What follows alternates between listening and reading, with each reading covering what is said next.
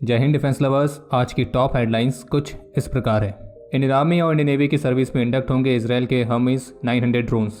Project चीता के तहत मौजूदा हेरन ड्रोन्स को वेपनाइज करने की योजना को किया गया है ड्रॉप। पहली बार वॉर गेम में इंडियन एयरफोर्स ने शामिल किए अपने Sudarshan weapon system. Dubai air show में पार्टिसिपेट करने के लिए 3 LCA तेजस पहुंचे हैं दुबई। और पाकिस्तानी मीडिया को उनके सस्ता नशा करने वाले सोर्सेस ने बताया है कि FATF भारत को ब्लैकलिस्ट करने वाला है।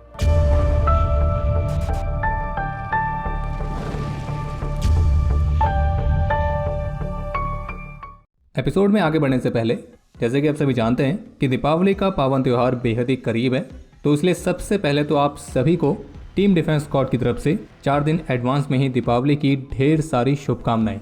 और हम ईश्वर से प्रार्थना करेंगे कि यह त्यौहार आप सभी के जीवन में समृद्धि और खुशियां लेकर आए। और दीपावली जैसे पावन त्यौहार पर आप सभी डिफेंस लवर्स के लिए टीम डिफेंस स्क्वाड की तरफ से स्पेशल दीपावली गिफ्ट तो बनता ही है। तो चलिए इसी बात पर आप सभी के लिए एक अनाउंसमेंट कि डिफेंस स्क्वाड की सुपर ऐप पर जो हमारे DS शो में लेटेस्ट एपिसोड है सुपर सोल्जर और बायो वेपन्स पर, तो इस सीरीज़ का पहला एपिसोड हर किसी के लिए फ्री रहेगा। और केवल DS शो ही नहीं बल्कि हमारे लेटेस्ट ऑडियो बुक जो कि आधारित है भारत के एक ऐसे वीर योद्धा पर जिन्होंने अकेले ही 300 चीनी सैनिकों को ढेर किया। कोई और नहीं बल्कि हमारे राइफलमैन जसवंत सिंह रावत। तो इस ऑडियो बुक का भी पहला पार्ट आप में से हर किसी के लिए बिल्कुल फ्री रहेगा। और इस एपिसोड को देखने के लिए आपको बस डिफेंस स्क्वाड की मोबाइल ऐप पर जाना है और DS शो में बायोटेक्नोलॉजी और मिलिट्री वाले इस एपिसोड पर क्लिक करना है। और जब इसके अंदर मॉड्यूल्स पर आप क्लिक करेंगे तो इसके पार्ट 1 के आगे एक आई का सिंबल बना है, तो सिंबल पर क्लिक करके आप इसका पहला पार्ट फ्री में एक्सेस कर सकते हैं। और इसी तरह से आपको लेटेस्ट ऑडियो बुक का पहला पार्ट एक्सेस करने के लिए भी करना है। और अगर आपको ऐसा लगता है कि इस तरह के कंटेंट के लिए मेंबरशिप लेना वर्थ इट है, तो हम आपको ये भी बता दें कि दीपावली के खास अवसर पर हमारे मेंबरशिप पर भी 50% का ऑफ चल रहा है, कि चाहे वो एनुअल मेंबरशिप हो, मंथली हो या फिर क्वार्टरली। और मेंबरशिप के साथ ही आप डिफेंस स्क्वाड के ऐप पर मौजूद सारे स्पेशल डिफेंस सीरीज और कॉमिक्स के साथ साथ स्पेशल ऑडियो बुक्स, ई-बुक्स और एक मेंबर एक्सक्लूसिव कम्युनिटी को भी अनलॉक कर लेते हैं। और बाकी डिफेंस स्क्वाड की मोबाइल एप्लीकेशन का लिंक वीडियो के डिस्क्रिप्शन में दिया गया है, आप उस पर क्लिक करके इसे डाउनलोड कर सकते हैं। तो आज का सबसे पहला बड़ा अपडेट यह है कि हेरन मार्क 2 के बाद अब इंडियन आर्मी की सर्विस में इजराइल का एक और एडवांस सर्विलेंस ड्रोन जिसका नाम है हर्मीज 900, तो ये भी इंडक्ट होने के लिए तैयार है। और इमरजेंसी प्रोक्योरमेंट पावर्स का इस्तेमाल करके 4 हर्मीज 900 ड्रोन्स की खरीद के लिए ऑर्डर्स प्लेस किए गए, जो कि अगले साल तक डिलीवर किए जाएंगे। और इन 4 हर्मीज 900 ड्रोन्स में से 2 ड्रोन्स इंडियन आर्मी के लिए होंगे और जबकि 2 इंडियन नेवी के लिए। और जबकि इससे पहले इंडियन आर्मी ऑलरेडी अपनी सर्विस में 4 हेरन मार्क 2 ड्रोन्स को भी इंडक्ट कर चुकी है, लेकिन इंडियन आर्मी के बाद अब इंडियन एयरफोर्स ने भी अपनी सर्विस में इंडक्ट करने के लिए 2 हेरन मार्क 2 ड्रोन्स के लिए भी ऑर्डर्स प्लेस किए हैं। और इतना ही नहीं बल्कि जो हर्मीज 900 ड्रोन्स हैं ये तेलंगाना में स्थित भारत की अडानी एरोस्पेस एंड डिफेंस और इसराइल की एल्बिट सिस्टम की जो जॉइंट वेंचर कंपनी है जिसका नाम है अडानी एल्बिट UAV कॉम्प्लेक्स, तो यहाँ पे इन ड्रोन्स को असेंबल किया जाएगा।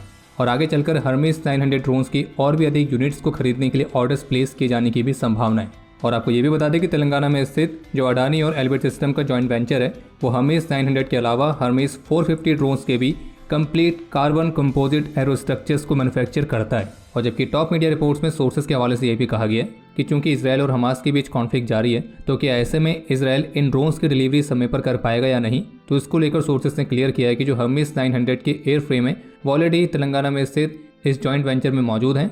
और कुछ इक्विपमेंट जो कि इसराइल से आने थे तो वो पहले ही यहाँ पे आ चुके हैं। और अब इस जॉइंट वेंचर में इन ड्रोन्स की असेंबली होगी, तो इसका मतलब क्लियर है कि इसराइल हमास कॉन्फ्लिक्ट से इन ड्रोन्स की डिलीवरी में कोई इंपैक्ट नहीं होने वाला है। बाकी इन हर्मीज 900 ड्रोन्स की खास बात यह है कि ये मेल UAV है, यानी कि मीडियम एल्टीट्यूड लॉन्ग इंड्योरेंस, और ये 30 घंटे से भी अधिक समय तक मैक्सिमम 30,000 फीट की ऊंचाई तक ऑपरेट कर सकता है। और इसके प्राइमरी मिशंस रहते हैं रिकॉनासेंस, सर्विलियंस और कम्युनिकेशन रिलीज। और ये जो हर्मीज 900 है ये अभी हाल ही में गाजा वाले कॉन्फ्लिक्ट में भी काफ़ी ज़्यादा इस्तेमाल किए जा रहे हैं। और ऑफिशियल्स का ये मानना है कि इन हर्मीज 900 ड्रोन्स का इंडक्शन न केवल आर्मी के रिकॉनासेंस और सर्विलियंस कैपेबिलिटी को बढ़ाएगा बल्कि कॉम्बैट हेलीकॉप्टर्स के साथ टीम अप करके थर्ड डायमेंशन में एक गेम चेंजर साबित हो सकता है। वैसे आपको ये भी बता दें कि आर्मी में जो ये ड्रोन्स वाले एसेट्स हैं तो ये आर्टिलरी आर्म्स के द्वारा कंट्रोल किए जाते थे, लेकिन अब इन ड्रोन्स का कंट्रोल आर्मी की एविएशन कोर के पास है। और इसलिए मीडिया रिपोर्ट्स में ऑफिशियल्स के हवाले से ये भी कहा गया है कि आर्मी एविएशन में विमेन ऑफिसर्स के रोल को भी काफ़ी तेज़ी से बढ़ाने पर काम किया जा रहा है। आप सभी ने प्रोजेक्ट चीता का नाम तो सुना ही होगा। इस प्रोजेक्ट के माध्यम से जो इंडियन आर्म फोर्सेज द्वारा हेरन UAVs इस्तेमाल किए जा रहे हैं जो कि केवल सर्विलेंस कैपेबिलिटी रखते हैं, तो इन हेरन ड्रोन्स को वेपनाइज ड्रोन्स में अपग्रेड किया जाना है और जिसके साथ इन ड्रोन्स में हथियार लगाए जाएंगे ताकि वो ऑफेंसिव ऑपरेशंस को भी कंडक्ट कर सके।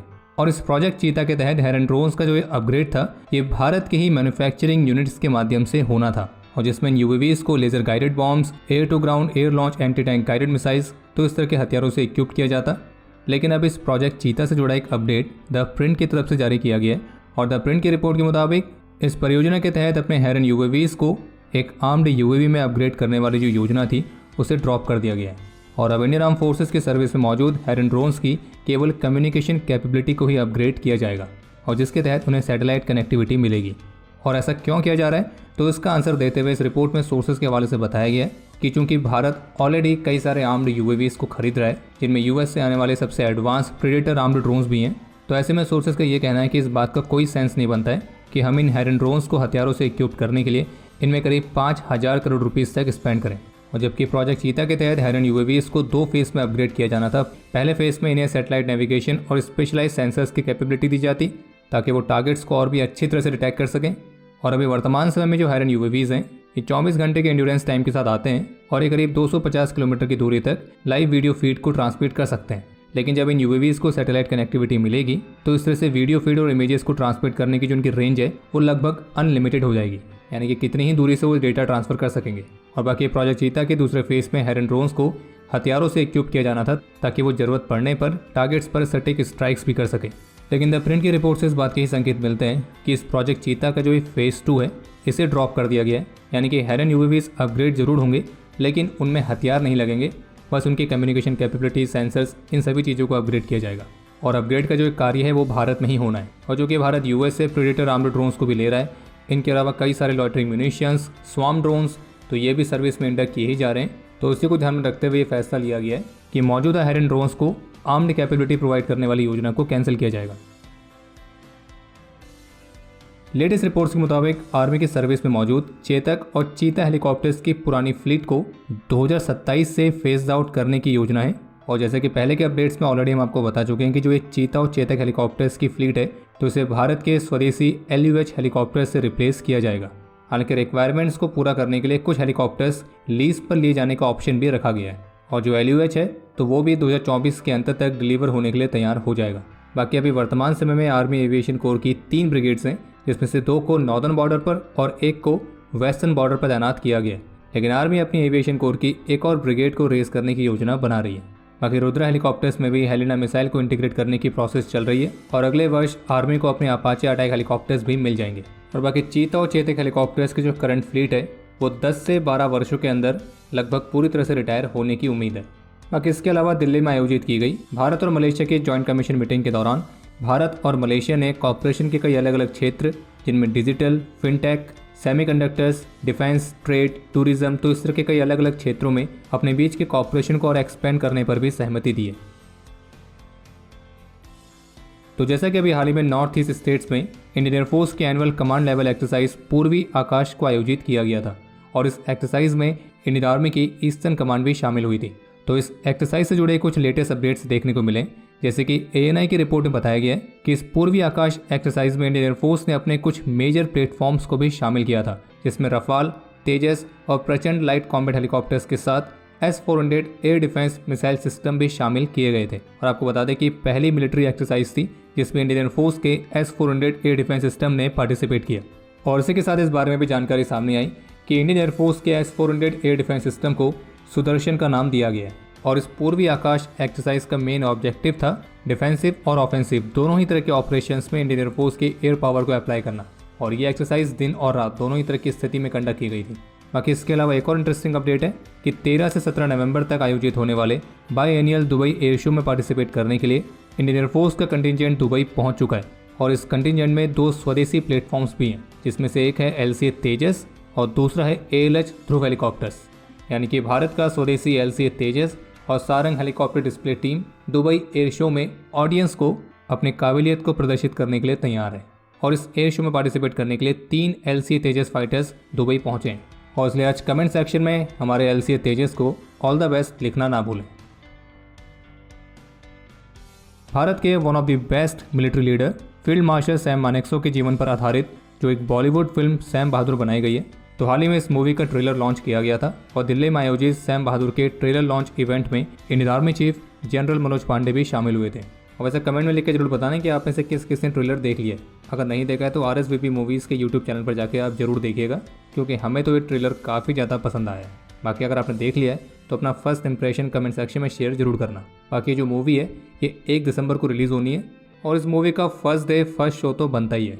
बाकी एक और अपडेट है कि अपकमिंग चीन और पाकिस्तान की जॉइंट नेवी ड्रिल्स में पार्टिसिपेट करने के लिए चाइनीज नेवी की type 926 submarine support vessel Karachi पहुंच रही है। और बाकी जाते जाते आपको आज एक नया जोक सुनाते हैं।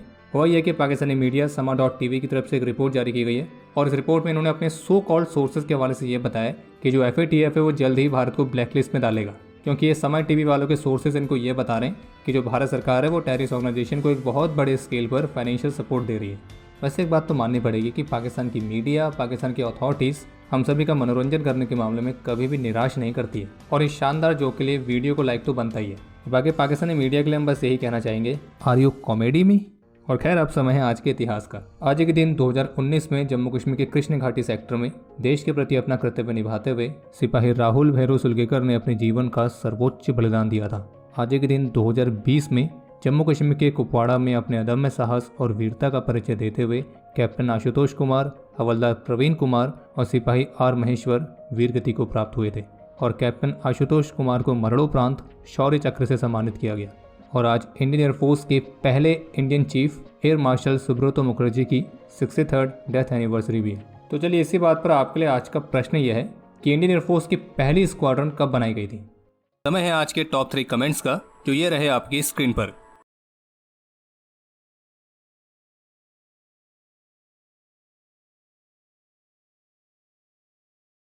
तो हमारे आज के इस एपिसोड के लिए इतना ही। उम्मीद है आपको एपिसोड पसंद आया होगा। पसंद आया तो वीडियो को लाइक जरूर करें। कोई भी सुझाव या सवाल हो तो उसके लिए कमेंट सेक्शन ओपन है और squadron.in पर जाके नई डिजाइन्स को चेकआउट करना ना भूलें।